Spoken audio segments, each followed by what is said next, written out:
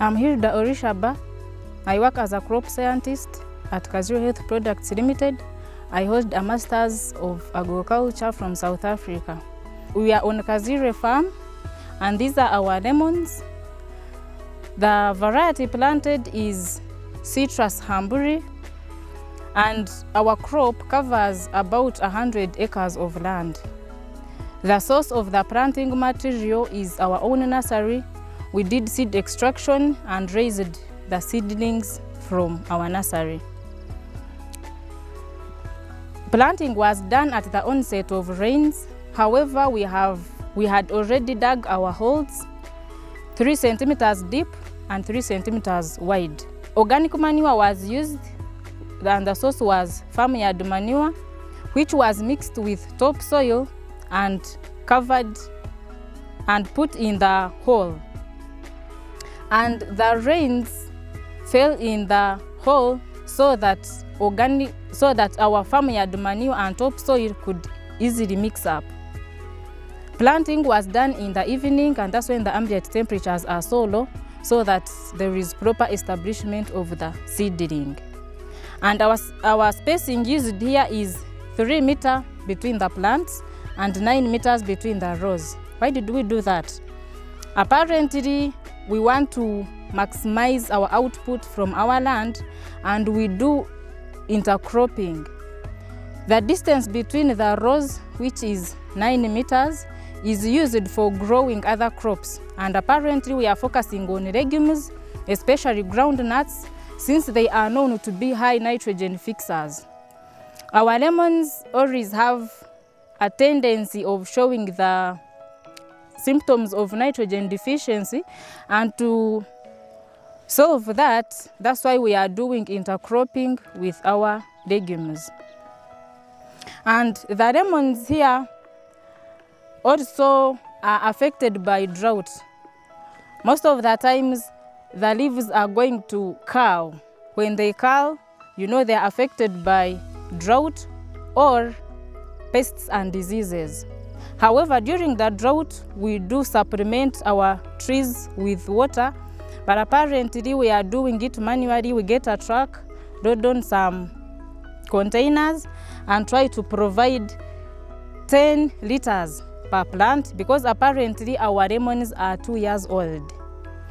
Also, other agronomic practices practiced are pruning. We try to remove the excess branches so that there is enough radiation circulating within the canopy, and this eliminates any fungal infections. When the canopy is so compact, the infections to try to build up. And also, when you try to prune your tree, there is enough space for the radiation to penetrate, because we know radiation or light and carbon dioxide, when they combine, they form our photosynthetes, which are very important for plant development. Also, what we do is training. Training is usually done when the trees are still young. That's when the stem is not brittle, it's soft, it's not very hard. If you do training when the trees are old, they are going to break. Training is done like this. You get your adjacent plants in the same line or in the same row, tie them together and cut off the tip so that you're terminating the tips from growing extra. We do that training because lemons are fast growers. When it overgrows, it's going to concentrate on vegetative growth instead of fruiting. But once you train it or you bend it, the plant itself has hormones. It's going to send the signals that it is dying. So at the end of it all, you're going to encourage bud sprouting. And at the end of it all, it's going to end up putting on the fruits. Other activities done are mulching, and we do mulching around the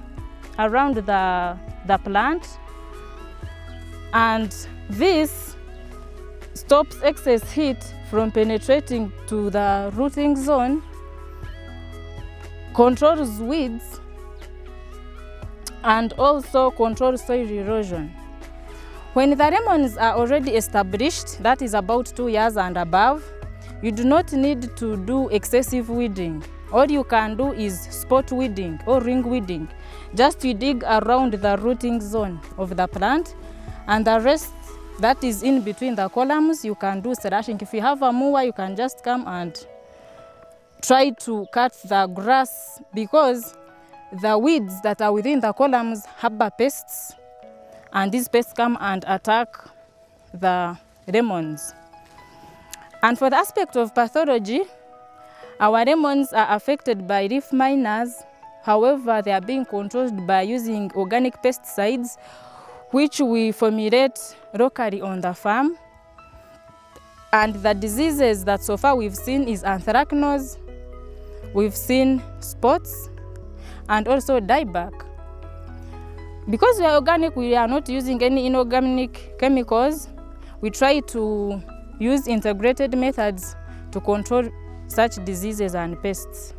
For the case of dieback, we cut the dried up tip and burn them up. And also the agronomy that is being practiced, that is the distance between the rows and the trees. Because if there is any vector that is carrying a pathogen, because there is 9 meters in between, it's very difficult for the pathogen to come from this line and go to the other. If you're doing your scouting very well, you will come and see this line is diseased or is affected by pests, and you have to work on it before it is transmitted to the next lines.